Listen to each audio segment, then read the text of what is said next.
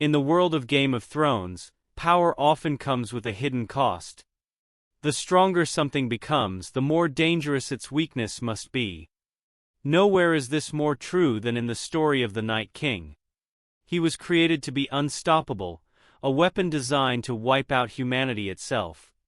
Yet in the end he was defeated in a single moment. Not by an army, not by dragons, but by one precise strike. This raises a powerful question: what if that weakness was never an accident? What if it was carefully designed from the very beginning? To understand this, we have to go back to the origin of the Night King. Long before the Wars of Westeros, before kings and thrones, the land was shared by two groups: the First Men and the Children of the Forest. The First Men were warriors, conquerors, and survivors. They cut down forests, built settlements, and slowly took over the land. But the Children of the Forest were ancient beings, deeply connected to magic and nature. They saw the First Men as a growing threat. Out of fear and desperation, the children created a weapon. They captured a man, believed to be one of the First Men, and drove a dragonglass dagger into his heart. That moment changed everything. The man's eyes turned icy blue, and the first White Walker was born. This being would later become known as the Night King. But while the children may have started the process, there is reason to believe the First Men unknowingly shaped what he would become, and more importantly, how he could be destroyed. The key to this theory lies in the very act of creation. The children used dragonglass, a powerful magical substance, to transform the man. But dragonglass did more than just create him, it defined him. It became the core of his existence.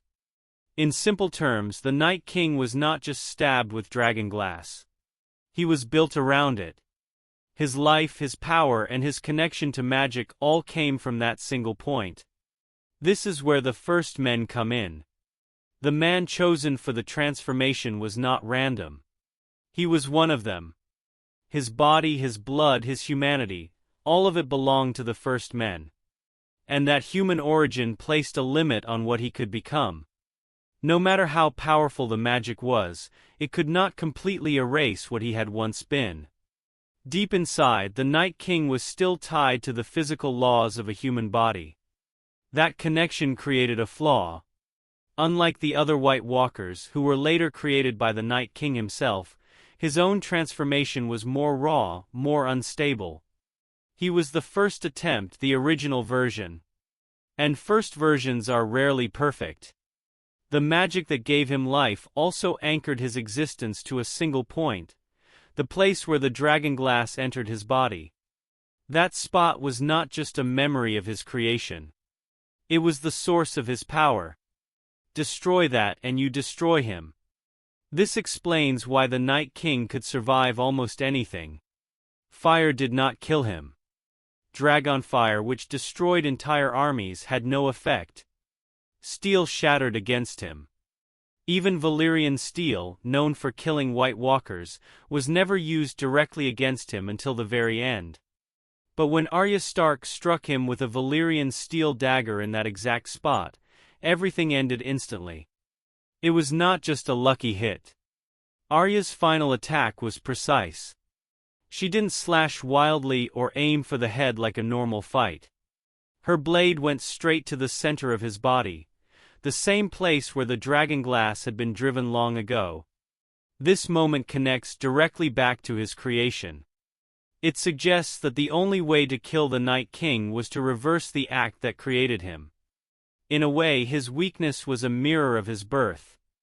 But why would such a flaw exist in the first place? This is where the role of the First Men becomes even more important. The Children of the Forest may have created the Night King, but they used a human as their foundation. That decision may have been their biggest mistake. Human bodies are not perfect vessels for ancient magic. They are fragile, limited, and bound by physical rules. By choosing a man of the First Men, the children introduced a weakness they did not fully understand. The Night King's body could hold immense power, but it could not escape its origin. The dragonglass acted like both a power source and a vulnerability. It was like building a weapon with its own off switch hidden inside it. And because that weakness was tied to his creation, it could never be removed or healed. Even more interesting is how this weakness connects to the larger story. Throughout Game of Thrones, we see that history often repeats itself. Old actions create future consequences. The war between the First Men and the Children led to the creation of the Night King. And that same decision to use a man ultimately led to his downfall. It's a perfect cycle. And then there is Arya Stark. Her role in this story is not random either. She trained for years to become an assassin, learning how to strike quickly, silently, and with precision.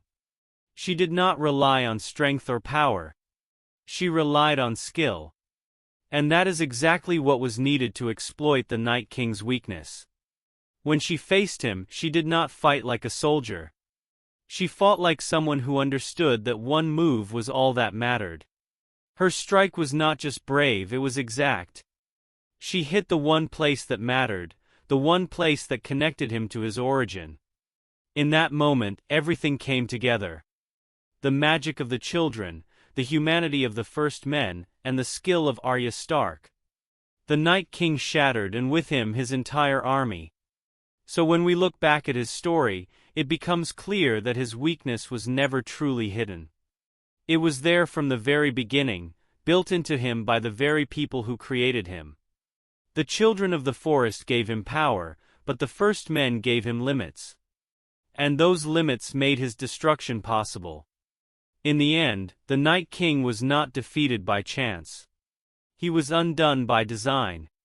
A design that started the moment a man of the First Men was chosen, and a blade of dragon glass was driven into his heart. And that brings us to the end of the video. If you enjoyed it, don't forget to like, share, and subscribe for more content like this. Let us know your thoughts in the comments, and we will see you in the next one.